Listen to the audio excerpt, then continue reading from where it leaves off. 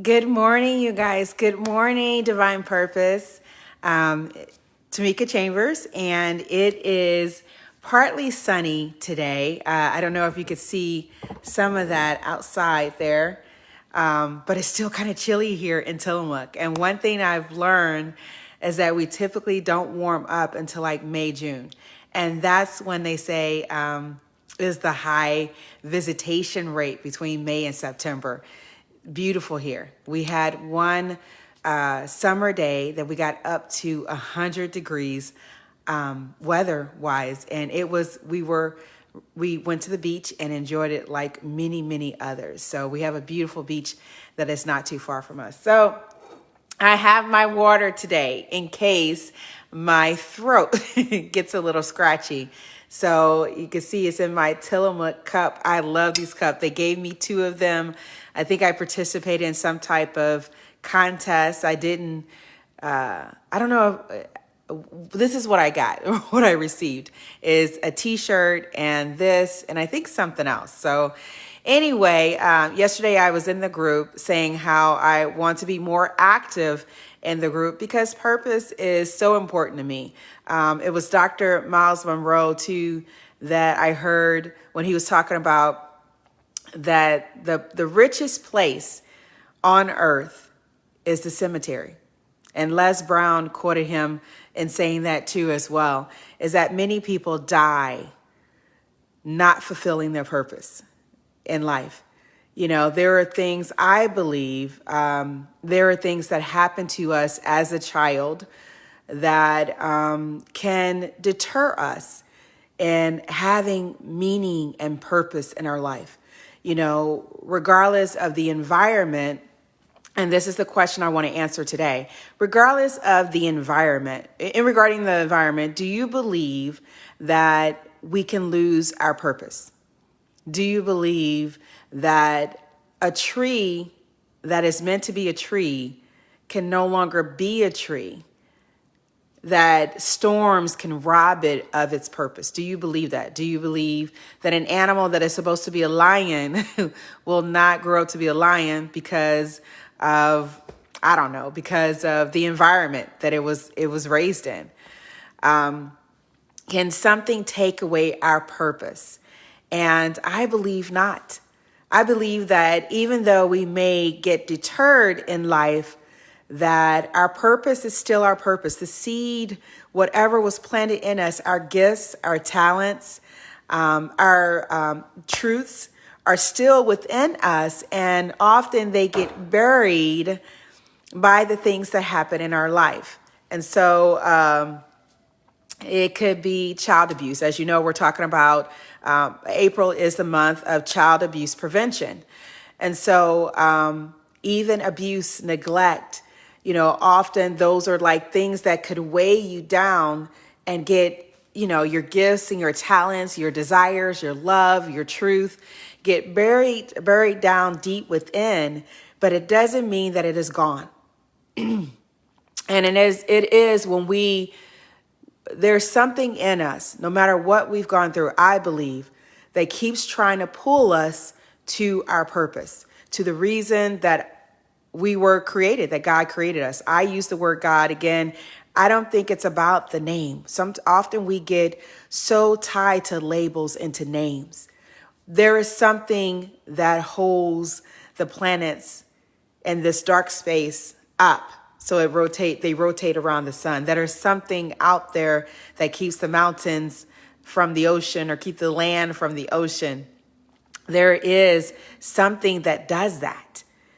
And again, it's not for us to get caught up in labels, but to know there is some power that I believe we come from, that within us is that power in a form that is in our vehicle, our body, our divine purpose, our divine vehicle for our purpose.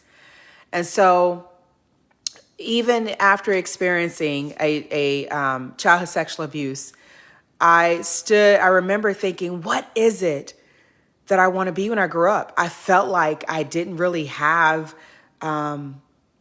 a destination, right?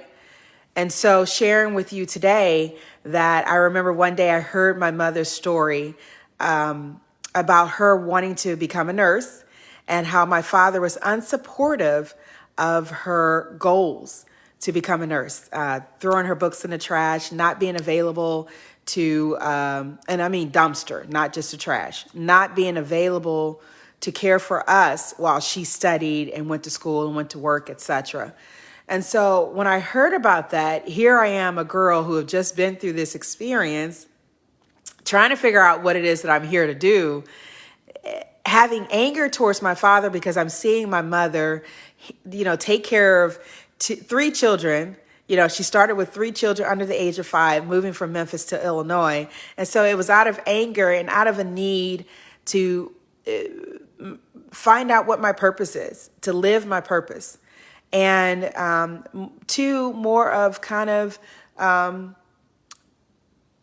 regaining, or what is the word I'm looking for?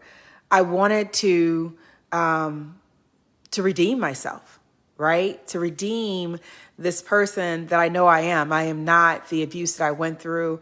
And there were reasons that I allowed it to happen to me, and I needed to dig deep and find those reasons. As I've talked about, when you go through any experience that violates your body, violates your trust, that the action is what they did, right?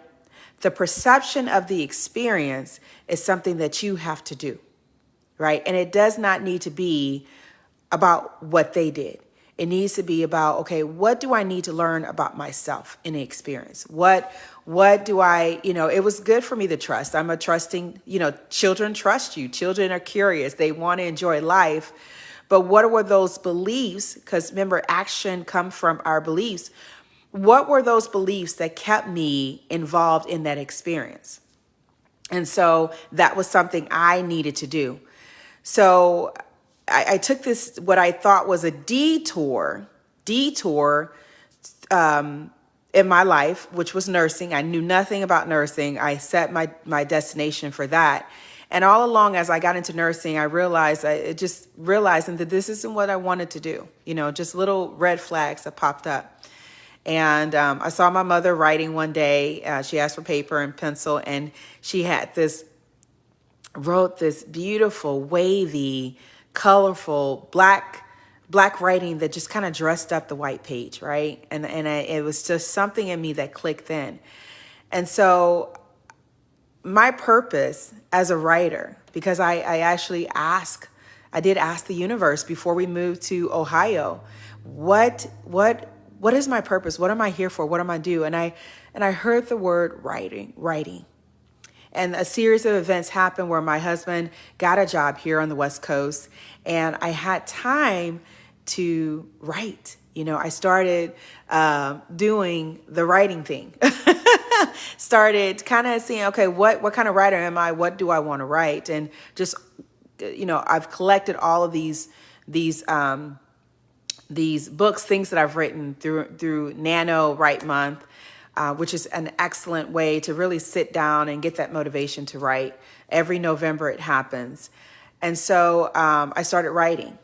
And so I believe for you, there are gifts. When I talk about purpose, there are gifts, talents that you have.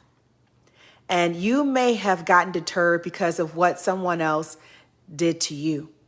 Right? Someone else did to you. Someone else projected their pain on you.